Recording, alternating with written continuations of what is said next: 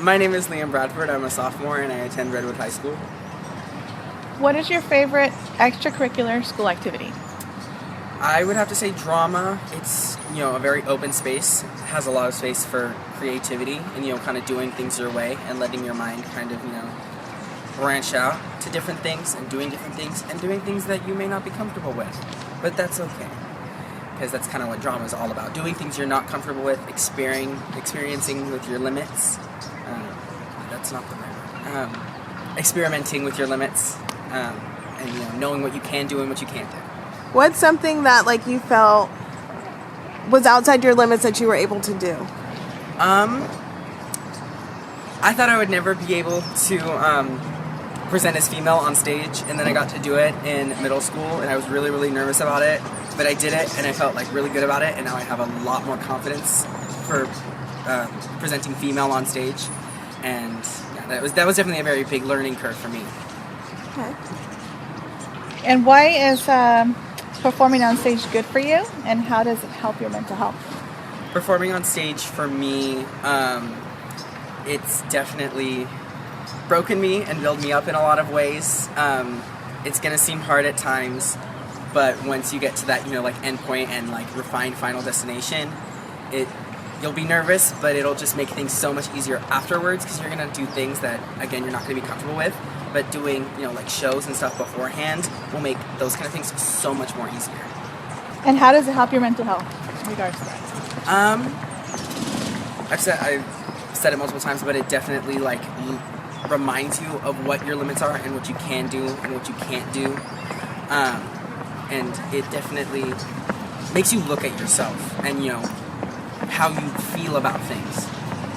When you think about self-care, what do you think about? I think about the fact that I'm not alone, especially in theater, because those people in drama especially are not afraid to talk about how they feel because it's what they do on stage and off stage.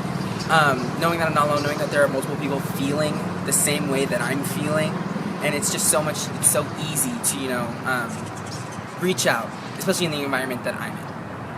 When did you become aware of your mental health? Probably about middle school. I was the biscuit kid. I was definitely bullied for my size, but that's when I started getting into musical theater and being on stage, and I realized that it's not about them, it's about me and what I have to bring to this community. And when you feel like things are off in your life in terms of mental health, what are some things you do to get yourself back on track? As high schoolers, we constantly feel like we're being judged, and we constantly feel like we need to seek validation, but that's not true. Everybody's feeling like they need to seek validation, and we're constantly saying, oh, they're better at this than I am, oh, they're better at this than I am. So I like to think about that. People are saying nice things about me in their own head, even though they're kind of putting themselves down. And it also brings me back to drama and performing arts, because if I get into a good monologue or I get into a good song, it's everything else just goes quiet, and then afterwards I just feel fantastic. Going back to the performing arts, how does performing arts improve your mental health? It improves my mental health. It's just fun. It's a really good thing. I know I'm being very blatant, but like I said, it breaks you down at points, but it builds you back up into a better version of you, and it's, I'm very, very thankful to, have that experience and be able to do these things. What would you say to someone that's never done performing arts and they're kind of just I don't think I can do this, it's not for me, but they still have that yearning to do that? What would you tell that individual? I will say, opening nights can be scary, but auditions are the worst part. You're going to feel the most embarrassment and the most awkwardness during your audition, but it's literally one little fraction of this entire project. And if you feel as though you can't do it anyways.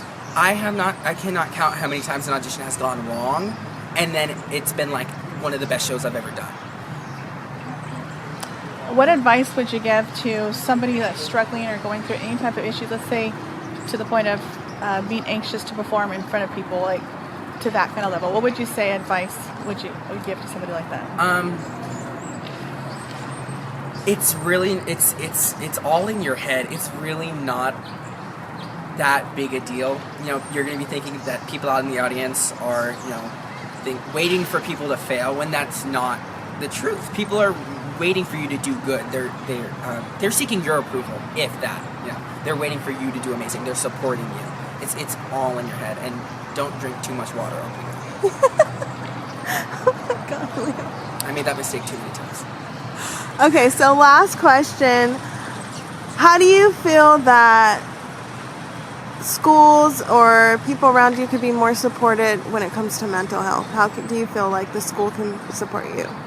Sadly, at Redwood, students don't feel as though, I've seen it, students don't feel as though they have those resources to reach out, but we have a great staff here. Miss Barbara Temper, she's an amazing woman to talk to. Miss Buchanan, also an amazing woman to talk to.